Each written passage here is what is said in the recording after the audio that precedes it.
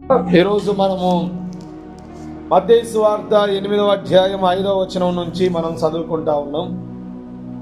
యేసుప్రభు లోకంలో ఉన్నప్పుడు యేసుప్రభు భూమి మీద 33.5 సంవత్సరాలు జీవించి 3.5 సంవత్సరాలు బలమైన పరిచర్యను చేసిండు. ఎంతో మంది రోగులను బాగు చేసిండు. ఎంతో మంది జీవితాల్లో అద్భుత కార్యాలను దేవుడు చేసిండు.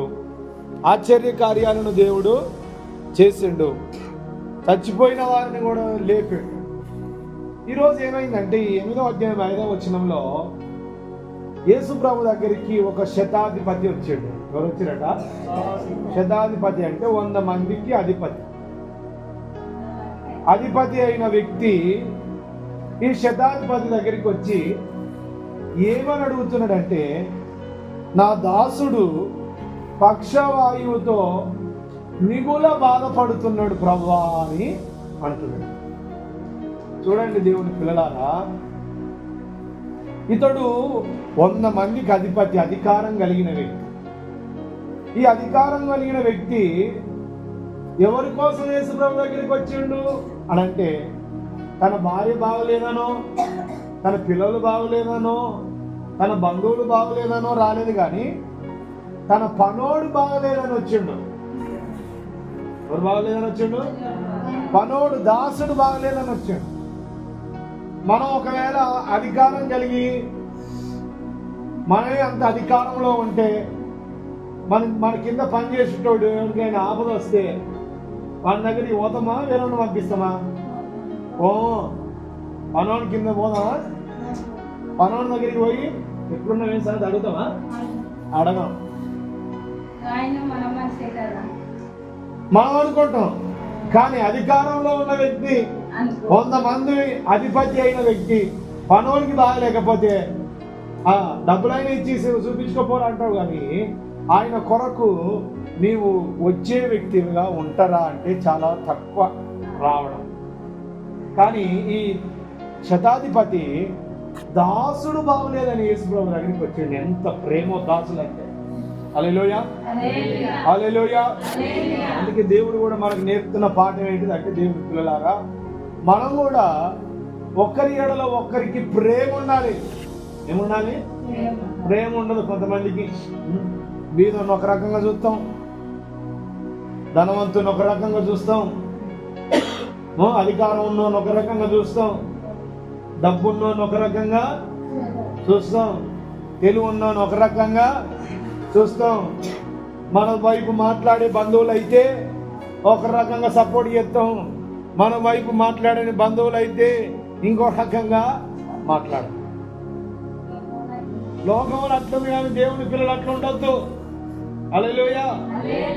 ఈ శతాధిపతి దాసుడు బాగులేదని యేసు ప్రభు దగ్గరికి వచ్చి, నా దాసుడు పక్షవాయువుతో బాధపడుతుండు ప్రభా అని అతని కొరకు వేడుకొనేను అని ఉంది వాక్యం. హల్లెలూయా, హల్లెలూయా.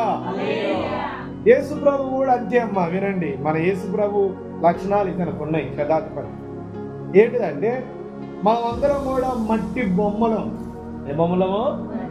మట్టి బొమ్మలం. ఆయన మనల్ని నలిపేసి ఫు అని ఊపితే ఎక్కడో బూడిదిగా, ఆ దుమ్ముగా మారిపోతాం. కానీ యేసు ప్రభు పరలోక రాజ్యాన్ని విడిచిపెట్టి ఈ భూలోకానికి వచ్చి మట్టికి సమానమైన మనము, ధూళికి సమానంగా ఉన్న మనము, మనల్ని రక్షించడానికి, దాసులమైన మనల్ని రక్షించుకోవడానికి పరలోక రాజ్యాన్ని విడిచిపెట్టి ఒక అధికారం కలిగిన శతాధిపతిగా యేసు ప్రభు మన కొరకు వచ్చి, మన కొరకు తండ్రి దగ్గర వేడుకొని తండ్రి చిత్తాన్ని నెరవేర్చిన వాడు యేసు ప్రభు. హల్లెలూయా, హల్లెలూయా. ఇక్కడ దాసుడు, ఈ శతాధిపతి కూడా దాసుడు బాగులేదని వచ్చి యేసు ప్రభుని బతుకున్నాడు. అంటే పనోని ఎడల, దాసుని ఎడల అతనికున్న ప్రేమ అట్లాంటివి. అందుకే దేవుడు కూడా, విశ్వాసులైన మనందరికి కూడా దేవుడు నేర్పుతున్న పాఠం ఏంటిదంటే, నిన్ను వాళ్ళని, పొరుగు వారిని ప్రేమించు. ఎంజాయ్, ప్రేమించాలి.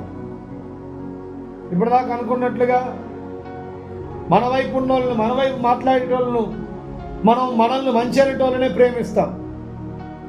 ఇంకో చోట బైబిల్లో ఏముందంటే, ఇదే అధ్యాయంలో నువ్వు ప్రేమించిన వారినే ప్రేమిస్తావు అని అంటున్నాడు. ప్రేమించిన వారిని ప్రేమించాలనా? ప్రేమ లేని వాళ్ళకి ప్రేమ చూపించాలా దేవుని పిల్లలు?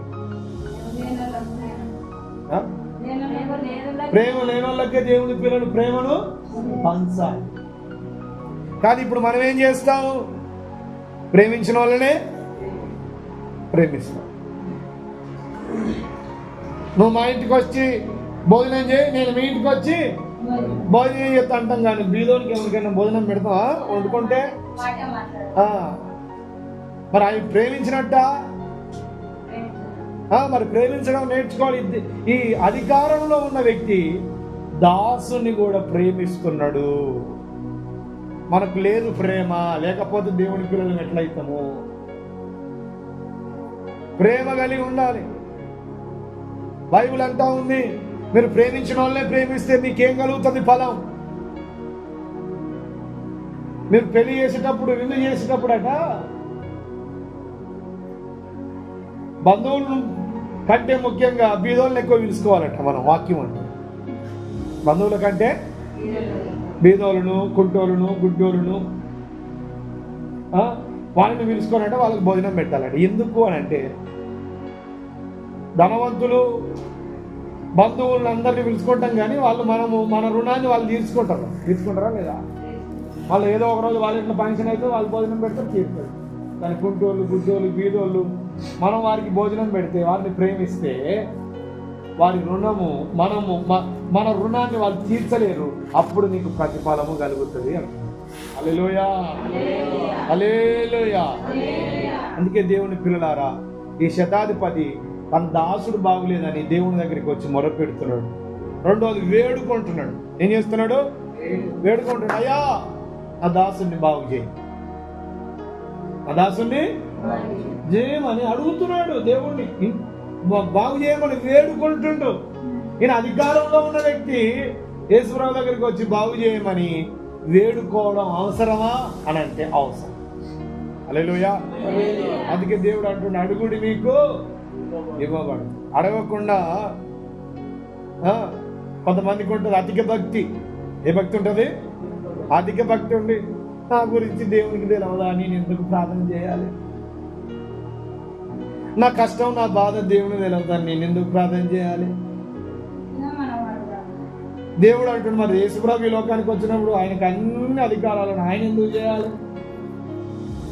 రాత్రంతా ప్రార్థన, పగలంతా పరిచర్య చేస్తున్నాడు. ప్రార్థన ఇట్లా చేయాలని నేర్పుతున్నాడు. మన జీవితాల్లో ఏ అవసరంతో ఉన్నా మనం వేడుకోవాలి. నువ్వు అధికారివైనా, బీదవాడివైనా, ధనవంతుడవైనా, అది రాజువైనా, ఏదైనా కూడా మనం అనుకుంటాం కొన్నిసార్లు మనం ఏదైనా చేయొచ్చు, మన అధికారాన్ని బట్టి, మన బలాన్ని బట్టి, ధనాన్ని బట్టి అని, బంధువులను బట్టి, స్నేహాన్ని బట్టి ఏదైనా చేయొచ్చు అనుకుంటాం. కానీ అన్నీ జరగవు. వాక్యంలో ఏముందో తెలుసా? ఈ లోకంలో ఒక మనిషి, ఒక విశ్వాసి ఏదైనా పొందాలన్నా అది పరలోకము నుంచి అనుగ్రహించబడితే తప్ప ఎవ్వరు ఏది పొందలేరు. పొందుకోవాలంటే నువ్వు వేడుకోవాలి. హల్లెలూయా, హల్లెలూయా. ఒక ఆమెకు సంతానం లేదమ్మా, చాలా రోజులైంది పెళ్ళైంది. సంతానం లేకపోతే ఆడవాళ్ళకి ఎక్కువ బాధ ఉంటుందా, మగవాళ్ళకి ఎక్కువ బాధ ఉంటుందా? చెప్పాలి, అందరు మాట్లాడాలి. ఎవరికి రా? ఆడవాళ్ళకి ఎక్కువ బాధ ఉంటుంది, స్త్రీలకు. వాళ్ళు ప్రార్థనల మీద ప్రార్థనలు చేస్తూ ఉంటారు. కానీ బైబిల్లో ఒక విచిత్రం ఉంది. ఏం తెలుసా? ఏంటిది ఆ విచిత్రం అంటే, సంతానం లేదు ఇస్సాకు. చాలా రోజులు పెళ్ళైంది కానీ సంతానం లేకపోతే ఆ రిబికా ప్రార్థన చేస్తలేదు. ఎవరు ప్రార్థన చేస్తారు తెలుసా? ఇస్సాకు ప్రార్థన చేస్తారు. అయ్యా, మాకేం కావాలి? సంతానం అని వేడుకుంటుండే. సామాన్యంగా ఎవరు ప్రార్థన చేస్తారు సంతానం లేకపోతే? ఆడవాళ్ళే. మగవాళ్ళు మాత్రం కాలు మీద కాలు వేసుకొని నీకు కావాలి, లేకపోతే నీ ఇంటికి నువ్వు పో, హాస్పిటల్ చూపించుకో, అని అంటారు. కానీ ప్రార్థన చేద్దాం ఇద్దరం కలిసి అనే మొఖాలు కావు. కానీ ఇస్సాకు దేవునికి ప్రార్థన చేస్తున్నాడు. అయ్యా మాకు సంతానం లేదయ్యా అని ప్రార్థన చేస్తా ఉంటే ఆయన ప్రార్థన దేవుడు విని ఆమె గర్భాన్ని తెరిచి ఒక్కరు కాదు 2 పిల్లల్ని ఇచ్చాడు, కవల పిల్లలు దేవుడు. హల్లెలూయా. అంటే వేడుకోవడం అవసరమా కాదా? వేడుకోవాలి, ప్రార్థన చేయాలి. ఈ శతాధిపతి కూడా దేవుణ్ణి వేడుకుంటున్నాడు, నా పనోడు బాగులేడయ్యా అని వేడుకుంటాడు. దాసుని కొరకు యేసుప్రభు దగ్గరికి వచ్చాడు. అంటే దాసుని మీద ఉన్న ప్రేమ చూడండి. అధికారి కొంచెం అధికారం వచ్చిందనుకో, కొంచెం డబ్బు వచ్చిందనుకో, కొంచెం బలం వచ్చిందనుకో ఎవరిని పట్టించుకోరు. కొంతమంది గర్వం వచ్చేది ఏమొస్తుంది? అసలు అంటారా రాదంటారా? వస్తుంది. బైబిల్లో చాలా మంది గర్విష్ఠులు ఉన్నారు. ఏమి లేనప్పుడు ప్రార్థన చేసిరు, ప్రభా నా స్థితి మార్చు, నా జీవితం మార్చు. దేవుడు వాళ్ళ స్థితిని ఎదిగింపజేయగానే దేవుని మర్చిపోయారు, ప్రార్థన మర్చిపోయారు, దేవుని ఆజ్ఞలు మర్చిపోయారు, దేవుని చిత్తాన్ని మర్చిపోయారు. దేవుడు అట్లా చేసినప్పుడు దేవుడు కొంతమంది రాజులను వారి అహంకారాన్ని బట్టి వారి రాజ్యాన్ని తీసేసి వేరే వాళ్ళ చేతిలో పెట్టేసాడు దేవుడు. అందుకే దేవుని పిల్లలారా, నువ్వు ఎంత అధికారి అయినా, ఎంత బలం ఉన్నా, ఎంత జ్ఞానం ఉన్నా, నీవు దేవుణ్ణి వేడుకున్నప్పుడే ఆయన నీ జీవితంలో కార్యము చేస్తాడు. యేసుప్రభు గారు కుష్ఠరోగి వచ్చిండు ఒక ఆయన. ఏమంటుంది తెలుసా? ప్రభా నీకు ఇష్టమైతే నన్ను బాగు చేయి ప్రభా అని వేడుకుంటున్నాడు దేవుడు. నీకు ఇష్టమైతే నన్ను బాగు చేయని వేడుకుంటున్నాడు, అడుగుతున్నాడు. దేవుడు ఆ కుష్ఠరోగాన్ని మాన్పేసి స్వస్థపరిచిండు. దేవుడు వేడుకుంటే చేసిండా? అడిగితే చేసిండా? అడగకపోతే చేసిండా? చెప్పండి అమ్మా. మనకు అధిక భక్తి వద్దు, నేను ప్రార్థన చేయకుండా నా ప్రార్థన దేవుడు ఇంటి అన్న ఆలోచన వద్దు. నువ్వు వేడుకోవాలి.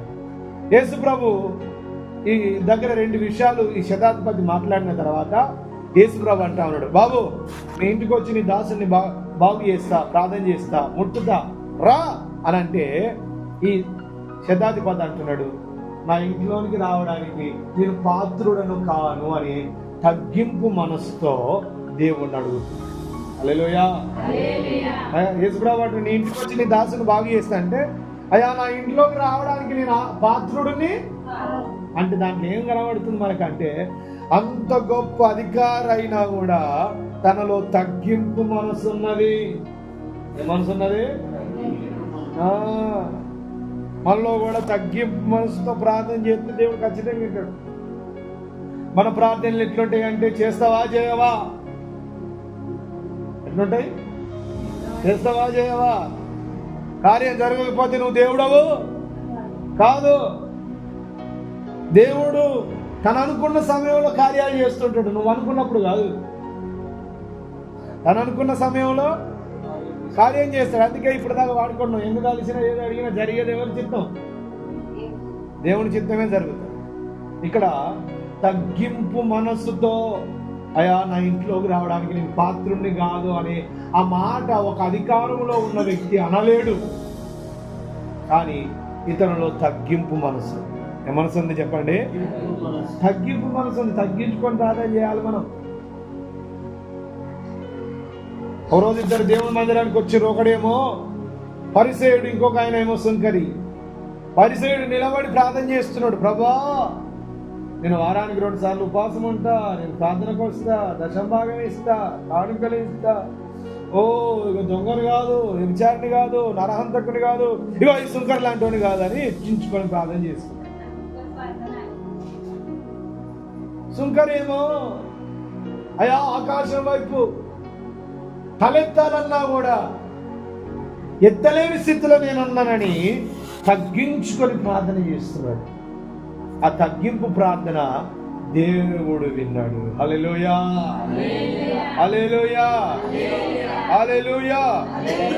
ఇక్కడ ఈ శతాధిపతి అంటున్నాడు, బాబు యేసుప్రభుతో అంటున్నాడు, నా ఇంట్లోనికి రావడానికి నాకు అర్హత లేదయ్యా, నేను పాత్రుణ్ణి కాదయ్యా అని తగ్గింపు మనసుతో ప్రార్థన చేస్తున్నాడు.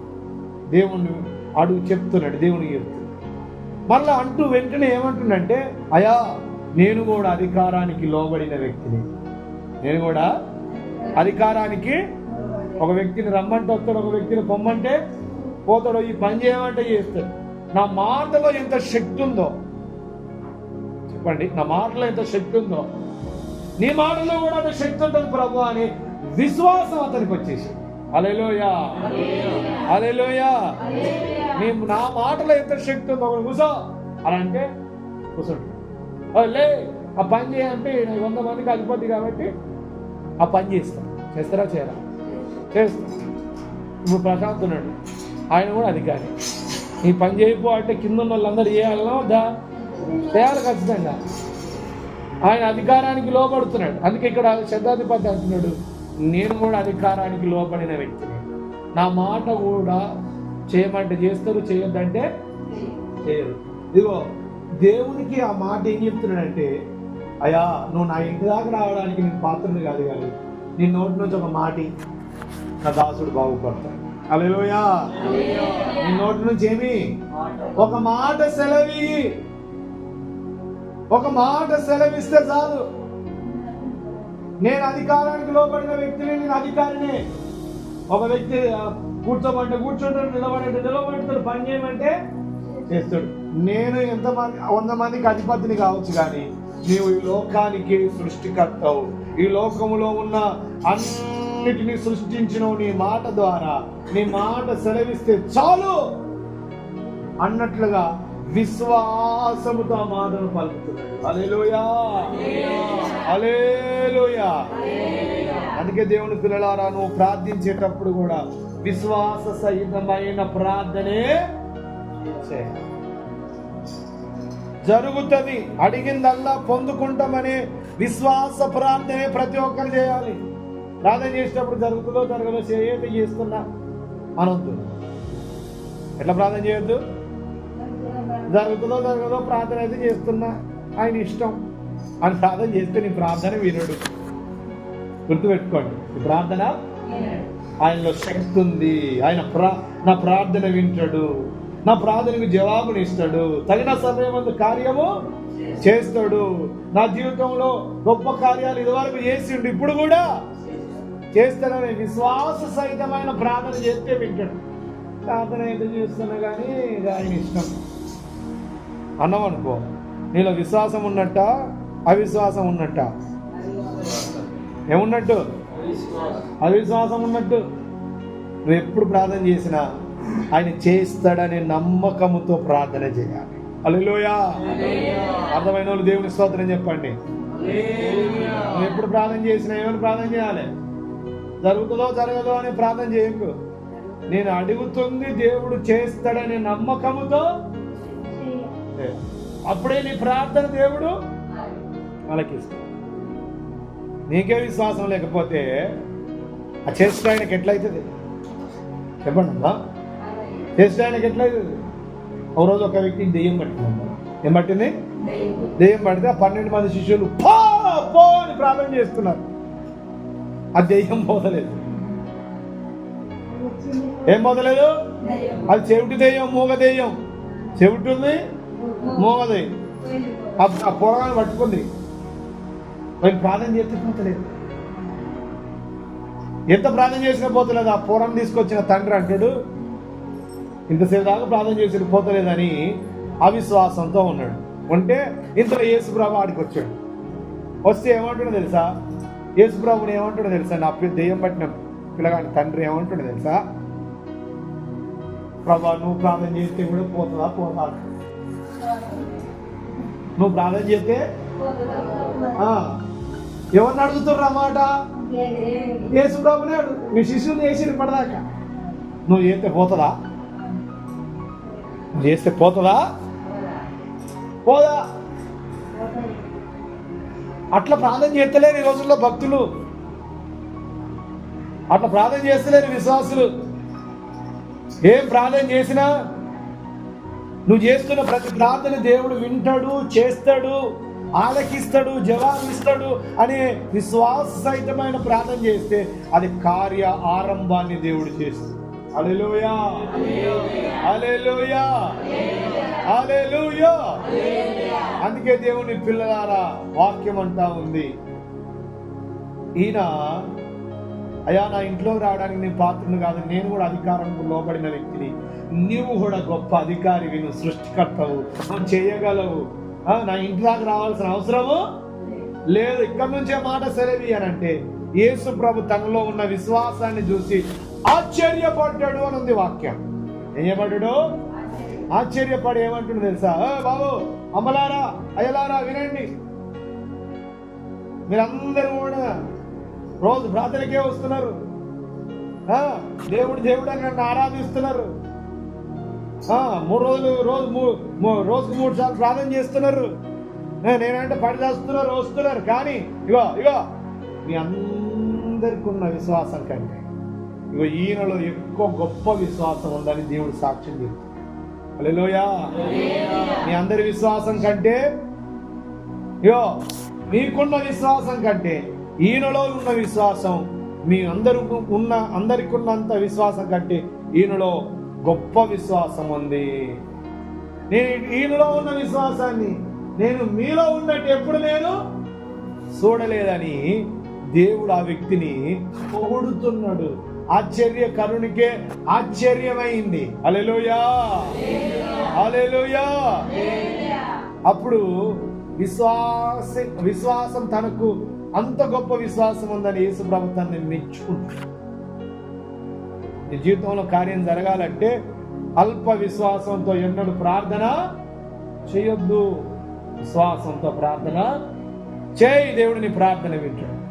అందుకే యేసు ప్రభు అంటున్నాడు, ఇదిగో నువ్వు వెళితే ఇదిగో 13వ వచనంలో అంటాడు, మత్తయి సువార్త 8:13 మనం చదివితే, అంతటా యేసు ఇక వెళ్ళుము, నువ్వు విశ్వసించిన ప్రకారం నీకు అవునుగా కానీ శతాధిపతితో చెప్పెను.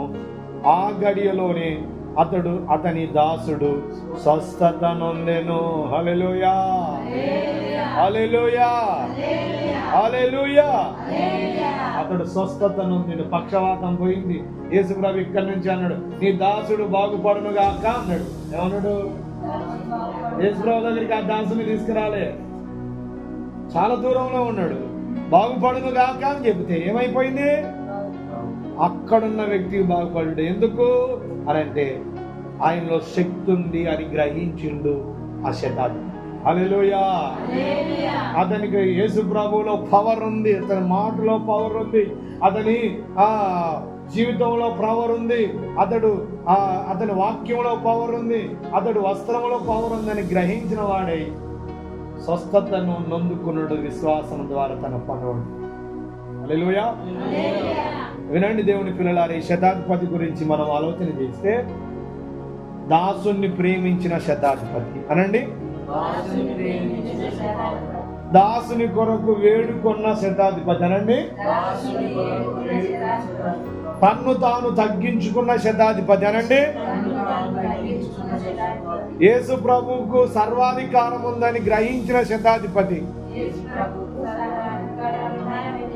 గ్రహించిన శతాధిపతి, యేసు ప్రభు నా దాసుని బాగు చేస్తాడని విశ్వాసం ఉంచిన శతాధిపతి అనండి, యేసు ప్రభు నా దాసుని బాగు చేస్తాడని విశ్వాసం ఉంచిన శతాధిపతి, దాసుని స్వస్థపరిచిన యేసు ప్రభు అనండి. హల్లెలూయా, హల్లెలూయా. నీ జీవితంలో కూడా కార్యం జరగాలంటే కూడా నువ్వు ఇట్లా చేయగలిగితే నీ జీవితంలో అద్భుత కార్యాలు దేవుడు చేస్తాడు.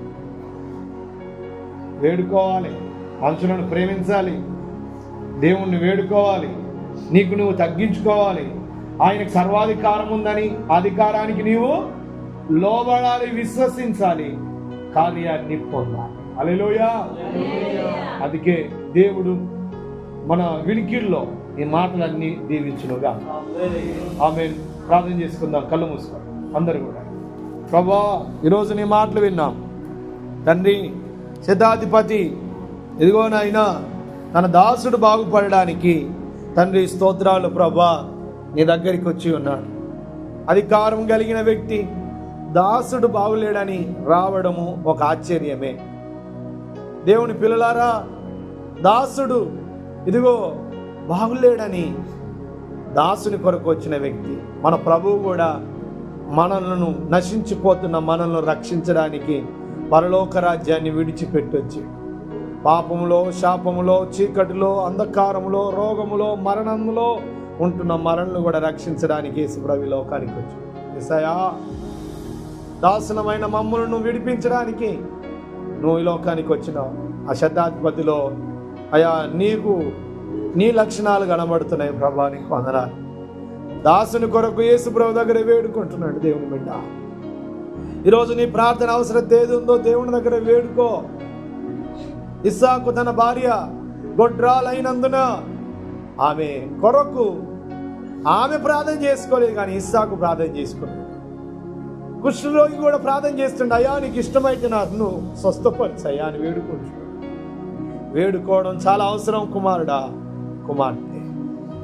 మూడవదిగా శతాధిపతిలో తగ్గింపు ఉంది. ప్రభా నేను నా ఇంట్లోకి వచ్చడానికి నేను పాత్రుడిని కాదయ్యా, నేను పాత్రుడిని కాదు ప్రభా అని తగ్గింపు స్వభావం. నాలుగవదిగా నాకు నేను కూడా అధికారమునకు లోబడిన వాడను అని చెప్తున్న మాటలో ఆంతర్యం ఏంటిదంటే, నువ్వు నా ఇంటి దాకా వచ్చి ప్రార్థన చేయాల్సిన అవసరం లేదయ్యా, నీ మాట సెలవి ప్రభా, నీ మాట సెలవి ప్రభా అని ప్రార్థన చేస్తున్నాడు. అంటే దేవుడు